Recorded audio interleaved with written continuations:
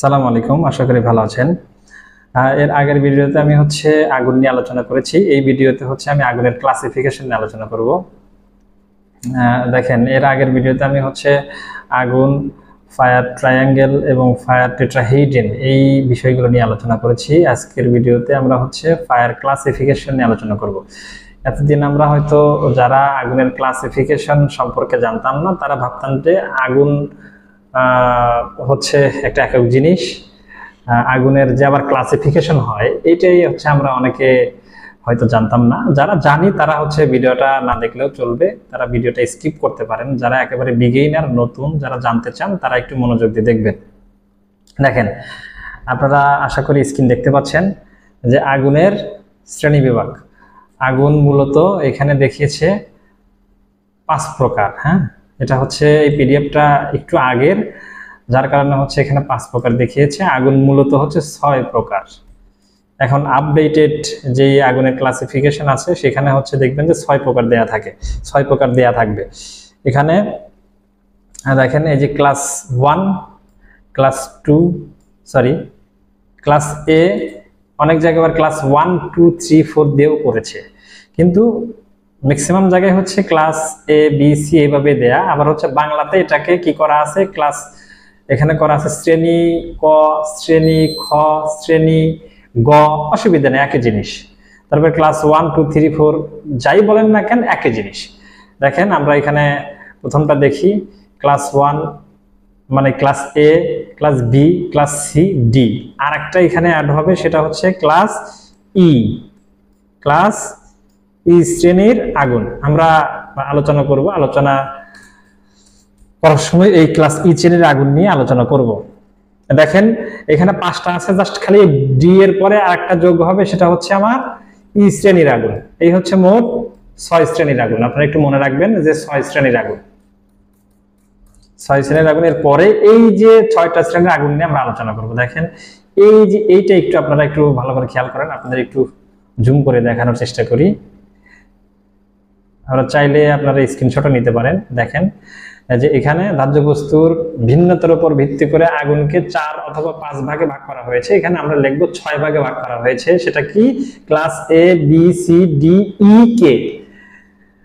আপনারা একটু দেখেন, স্ক্রিনশট নিতে পারেন।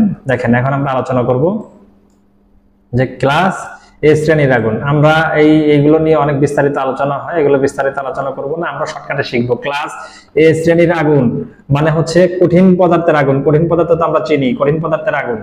হ্যাঁ, কঠিন পদার্থের আগুন কি কি? যে কাঠ, বাঁশ, কাপড়, কাগজ ইত্যাদি, এগুলো কঠিন পদার্থের আগুন। দেখবেন যে ক্লাস এ শ্রেণীর জন্য এক ধরনের ফায়ার এক্সটিংগুইশার, ক্লাস বি শ্রেণীর জন্য এক ধরনের ফায়ার এক্সটিংগুইশার, এবং ক্লাস সি শ্রেণীর যে শ্রেণী মানে আগুনের শ্রেণী বিভাগ, আগুনের ভিন্নতা অনুযায়ী ফায়ার এক্সটিংগুইশার সিলেক্ট করতে হয়।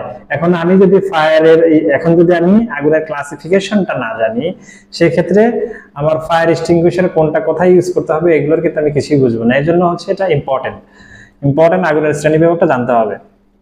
দেখেন, বি শ্রেণীর আগুন সেটা তরল পদার্থের আগুন। তরল পদার্থের আগুন সেগুলো কি আমরা তো জানি। তরল পদার্থ মানে যে পেট্রোল, অকটেন, তেল, কেরোসিন, এগুলো সবই তরল পদার্থ।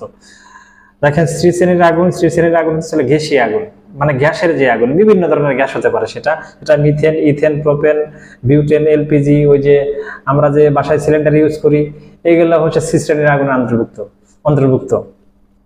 আচ্ছা, এরপরে দেখেন ডি শ্রেণীর আগুন। ডি শ্রেণীর আগুন মানে ধাতব পদার্থের আগুন। ওই যে লোহা, অ্যালুমিনিয়াম, কপার, তারপরে আপনার হলো সোনা, রূপা, এগুলো সব ধাতব পদার্থ। এগুলো ধাতব পদার্থের আগুন।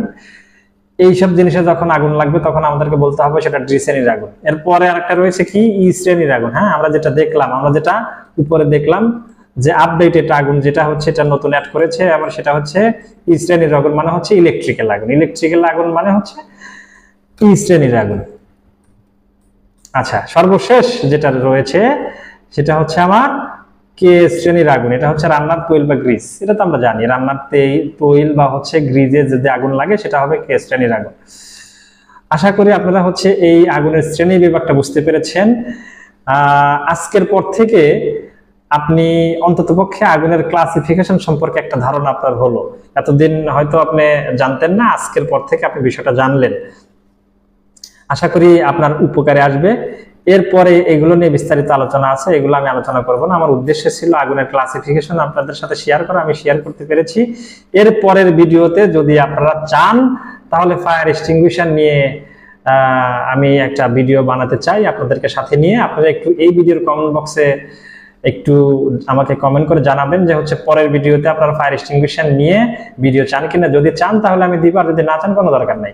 দেখেন এখানে ফায়ার এক্সটিংগুইশার নিয়ে যত হিস্টোরি আছে, ফায়ার এক্সটিংগুইশার নিয়ে আমরা কিছু সিক্রেট বিষয় আছে, এই জিনিসগুলো আমরা অনেকেই জানি না। আমি যদি আপনারা চান এর পরের ভিডিওতে আমি এই সিক্রেট বিষয়গুলো আপনাদের সাথে উন্মোচন করব। ততক্ষণে আপনারা ভালো থাকুন। Thank you.